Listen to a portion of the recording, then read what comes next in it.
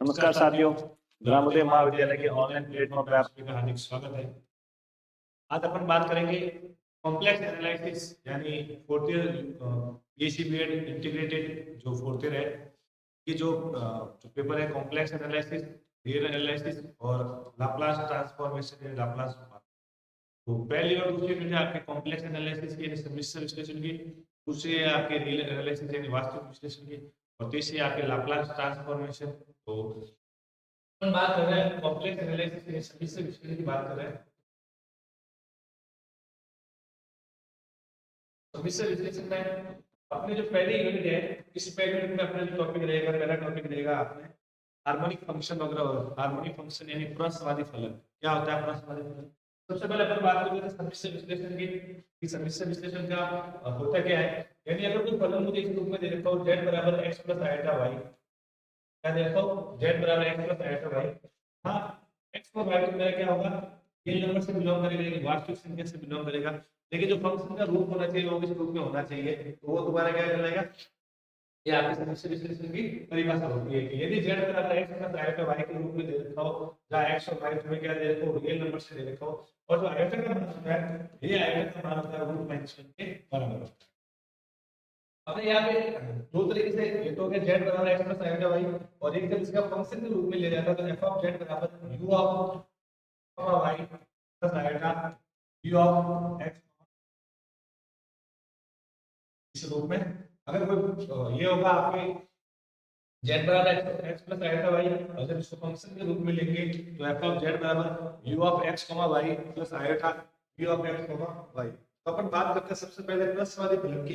क्या होता है प्रसवादी फलन? तो प्रसवादी फलन की जो हार्मोनिक फंक्शन या प्रसवादी फलन होता है, इसकी परिभाषा होती है कि आपका जो माना u ऑफ x y,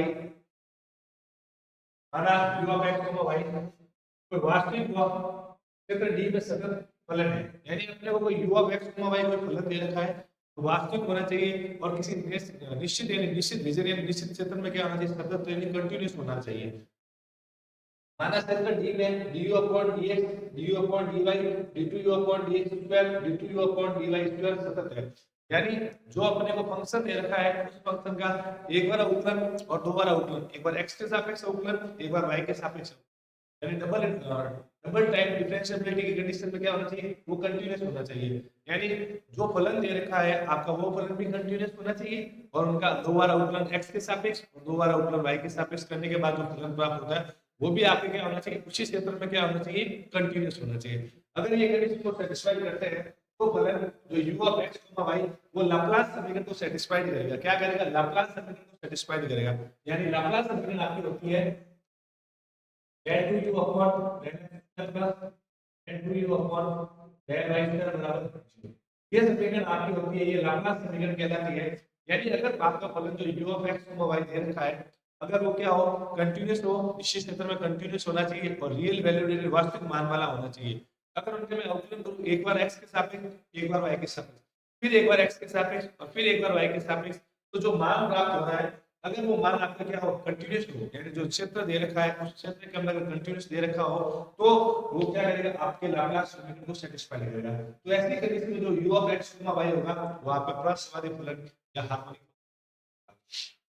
तो देखिए सबसे पहले बात कर लेते हैं कि जो मैन इसमें जो पॉइंट है, वो पॉइंट ये है कि अगर मेरा कोई भी फलन u ऑफ x, y क्या दे रखा है, वास्तविक मान के रूप में दे रखा है और एक विशेष क्षेत्र में कंटीन्यूअस दे रखा है, तो दूसरी कंडीशन कि उनके जो अवकलन होंगे डबल टाइम अवकलन डिफरेंशिएबिलिटी, तो वो भी क्या होना चाहिए, आपके कंटीन्यूअस होना चाहिए। और फिर अगर उसके बाद वो लाप्लास रूपांतर को सेटिस्फाई करे, tan 2u upon tan x square plus tan 2u upon tan y square बराबर 0, अगर इस कंडीशन को सेटिस्फाइड करे तो इसका मतलब हो गया कि आपका जो समीकरण होगा वो क्या होगा, इस कंडीशन को सेटिस्फाइड करेगा।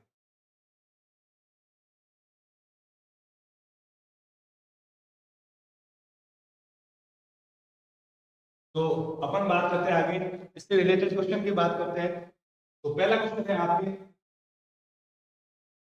कि यदि दे रखा है u ऑफ x, y बराबर e की पावर x cos y, तो स्थिर करो कि u ऑफ x, y एक प्रसवादी फलन है। हमें ये जांच करना है कि अगर u ऑफ x, क्या दे रखा है, u ऑफ x, y बराबर e की पावर x cos y है, तो हमें सिद्ध करना है कि u ऑफ x, y जो फलन दे रखा है ये आपका जो फलन है ये क्या होना चाहिए, आपका हार्मोनिक होना चाहिए। तो हार्मोनिक होने के लिए अपने को पता है कि e की पावर x और cos y, ये जो दोनों ये जो फलन दे रखा है ये दोनों फलन क्या होता है, e की पावर x में क्या होता है कंटीन्यूअस होता है और cos y भी आपका क्या कंटीन्यूअस है। तो कहने का मतलब है टोटल जो फंक्शन है ये आपका क्या दे रखा है, कंटीन्यूअस दे रखा है। ठीक है, हमें u ऑफ x y तो आपका कंटीन्यूअस हो गया, हमें क्या जांच करना है कि प्रस्थवादी फलन का जो प्रतिबंध होता है वो ये होता है ये वाला प्रतिबंध, इसको कहते हैं लाप्लास समीकरण।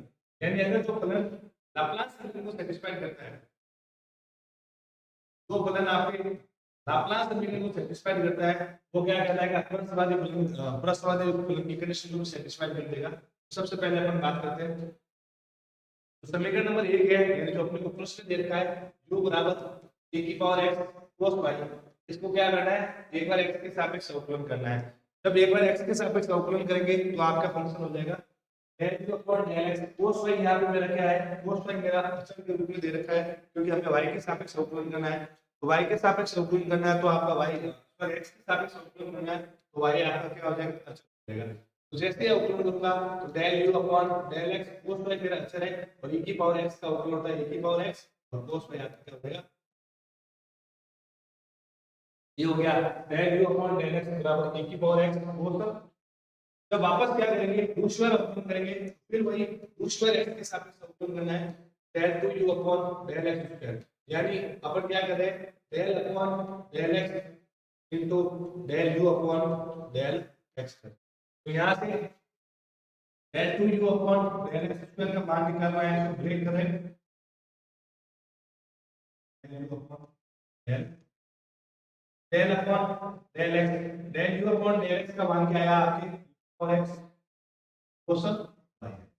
यहाँ से मुझे किसके सापेक्ष अवकलन करना है, x के सापेक्ष अवकलन करना है तो y आपके क्या हो जाएगा, कांस्टेंट हो जाएगा। तो यहाँ से cos y क्या बात कितना आ जाएगा del upon del x to e की पावर x का अवकलन क्या होता है, e की पावर x होता है और x into क्वेश्चन। यहाँ से अपन क्या देखा कि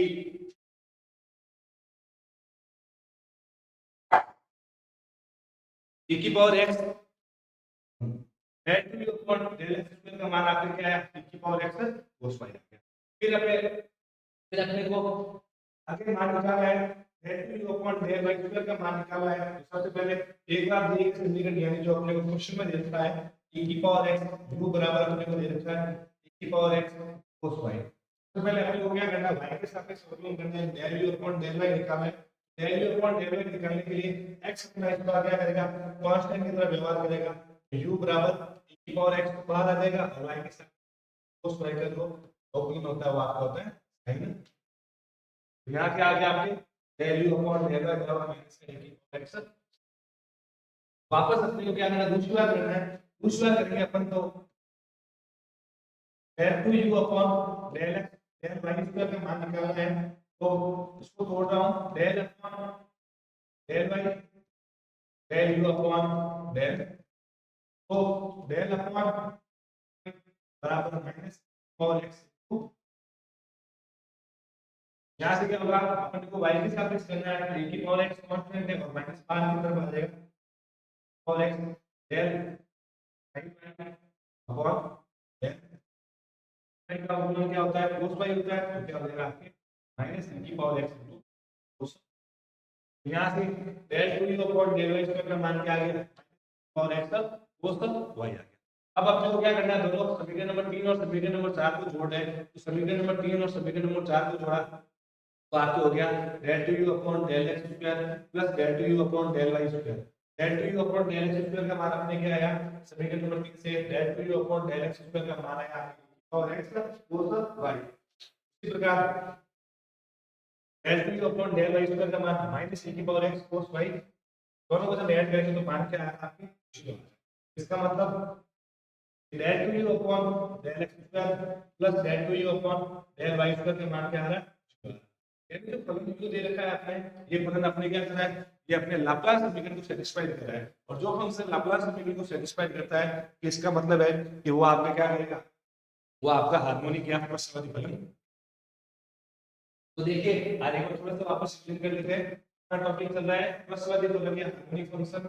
प्रस्थवादी फलन या हार्मोनिक फंक्शन में सबसे जो इंपॉर्टेंट कंडीशन होती है, महत्वपूर्ण प्रतिबंध होता है वो ये होता है कि जो फलन दे रखा है वो फलन क्या होना चाहिए, कंटिन्यूस होना चाहिए, सतत होना चाहिए और रियल वैल्यूड होना चाहिए, उसका मान काल्पनिक नहीं जाना चाहिए।